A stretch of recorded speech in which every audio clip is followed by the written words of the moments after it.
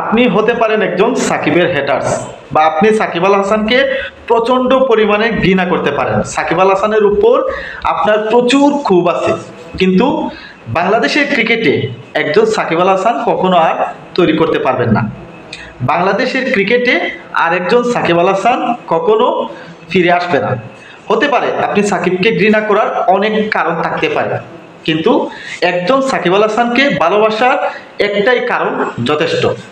দর্শক বন্ধুরা, সাকিব আল হাসানকে নিয়ে অনেকের অনেক রকম অভিযোগ থাকতে পারে, বিশেষ করে এর জন্য সাকিব আল হাসান নিজেও তাই।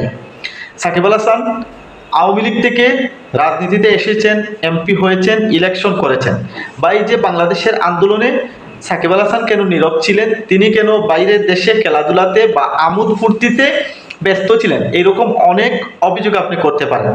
কিন্তু সাকিব আল হাসানের মতো একজন ক্রিকেটার বা একজন সাকিবকে বাংলাদেশ আর কখনো তৈরি করতে পারবে না।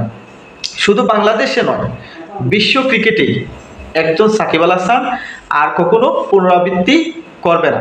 বাংলাদেশের ক্রিকেটে কত বড় যে একজন নক্ষত্র ছিল সাকিব আল হাসান, সেটা আরো কিছুদিন পরে বাংলাদেশ ক্রিকেট সহ বাংলাদেশ ক্রিকেট বোর্ড টের পাবে যে বাংলাদেশের কত বড় একজন ক্রিকেটের নক্ষত্রের পতন হয়েছে। হয়তো আপনি আমাকেও সমালোচনা করতে পারেন, কিংবা সাকিবের দালাল বা অনেক কিছু বলতে পারেন, কিন্তু সত্য এবং বাস্তবতা কখনোই দামাচাপা দেওয়া যায় না। সাকিব আল হাসানকে দেখি অনেক বড় বড় কোম্পানি বাংলাদেশ ক্রিকেটে ডোনেট করত, বা সাকিব আল হাসান বাংলাদেশের যে শুধু ক্রিকেটার ছিলেন তা নয়, বোর্ডের জন্য সাকিব আল হাসান একজন অ্যাম্বাসেডর ছিলেন। সাকিবের হয়তো ক্ষতি হবে না, সে বাইরের দেশে তার জীবনযাপন করে দিতে পারবে, এমনকি সে বাইরের ঘরোয়া লিগগুলিতেও খেলতে পারবে, সেই যোগ্যতা এবং এবিলিটি সাকিব আল হাসানের আছে।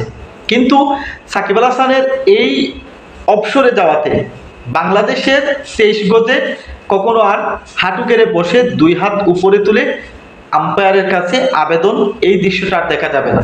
সাকিব আল হাসান অবসরে যাওয়াতে বাংলাদেশের ক্রিকেটের অনিয়ম বা দুর্নীতি বা ঘরোয়া ক্রিকেটে যে অনিয়ম হয় তার বিরুদ্ধে আর কথা বলতে দ্বিতীয় কাউকে দেখা যাবে না। যদিও আমরা গুণীজনদের কদর করতে জানি না, আমরা বাঙালিরা নিজেদের স্বার্থের জন্য বা নিজেদের জন্য সহজেই ভুলে যাই একজন মানুষের অবদান। আর সাকিব আল হাসানকে আমরা সম্মান না দিলেও ইন্ডিয়াতে সাকিব আল হাসানকে প্রচুর পরিমাণে সম্মান দিয়েছেন, এবং বাংলাদেশের সাংবাদিকরাও পর্যন্ত সেখানে সাকিব আল হাসানকে অভিবাদন জানিয়েছেন, তার শেষ বিদায়ের জন্য তারা সম্মাননা জানিয়েছেন। সাকিব আল হাসানের ইচ্ছা ছিল সাকিব আল হাসান দেশের মাটিতে অবসরে যাওয়ার, কিন্তু সেই ইচ্ছাটা হয়তো সাকিব আল হাসানের আর পূরণ হতে পারেনি। তবে আঙ্গুল উঁচিয়ে সাকিব আল হাসান যে একজন এবং নাম্বার 1 অলরাউন্ডার, সেটাই তিনি নির্দেশ করে গেছেন, এবং সাকিব তার ক্রিকেটীয় ক্যারিয়ারের জন্য স্মরণীয় হয়ে থাকবেন বাংলাদেশের প্রত্যেকটা ক্রিকেট প্রেমীর হৃদয়ে।